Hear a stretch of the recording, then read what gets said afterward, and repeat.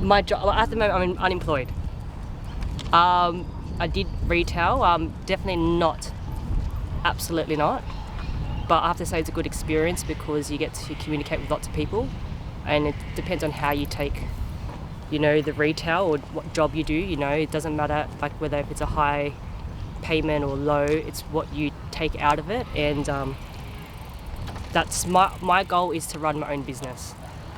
I'm not 100% sure what I want to do, but I believe that I have certain skills where I can do certain things and not to give. So, yeah. Okay. On the harbour. On the harbour. Oh yeah. So working on the ferries or No, working on tugs and that, supporting the Navy. Oh, okay. In the Navy, yeah. Used to be many years ago. Certainly retired now. I went through lots of jobs in my life, but I ended up as an academic at Flinders University in South Australia. I was an associate professor in the Department of General Practice. I'm not a clinician. So. And with children, was that your goal? No. I didn't even think about it as a child. I thought I would go to university. I thought I would get married and have children. And fortunately, by the time I had my first child, I also had my master's degree, which made it much easier to go back to work when the last 3 children was at school. And that was certainly what I wanted, because I didn't want to just stay home. So, And when I was little, yeah. I think I was much more. I was a reasonably good student, not terrific, reasonably good, and I was very keen on sport. I played a lot of rugby and all that kind of stuff, and loved it.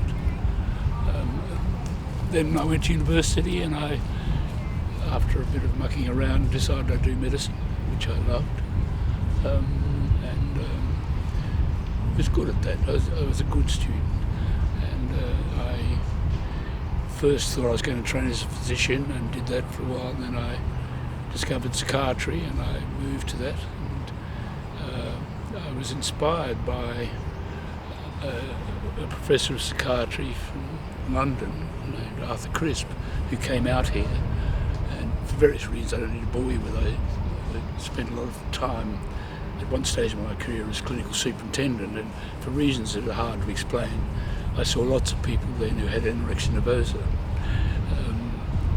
doctors and nurses and so on. And he ran a very big unit in London.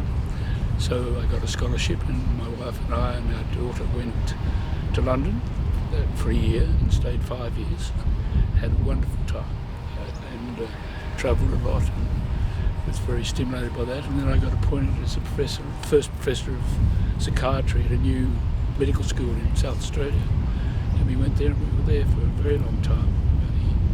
We left there 5 years ago? 5 years ago, and I was retired. I am retired.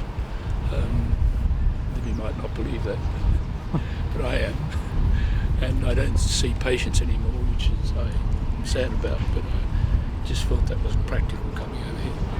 And so I maintain an interest in psychiatry. I'm writing a bit in that area, but it informs the way I read and what I read a lot. It continues as a part of my life.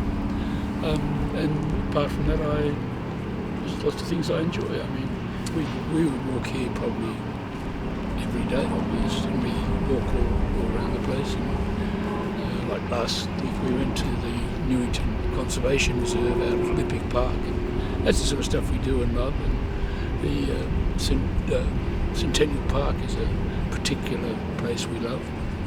So they're not, I suppose, in any way eccentric. They're just things we love, and they're part of our area, you know. I want to be an air hostess. And is that what you did? No, I ended up becoming a family therapist. I wanted to be in fashion, and now I totally don't. It scares me. All those chicks scare me a bit. Happy. I want to be happy. It's a big point of personal growth that Like, I never felt that I amounted to very much. And like, I've worked on it a lot, but I was perpetually in a phase because I wasn't comfortable in my own skin. But I'm a lot more so now, so I'm getting closer to the childhood dream.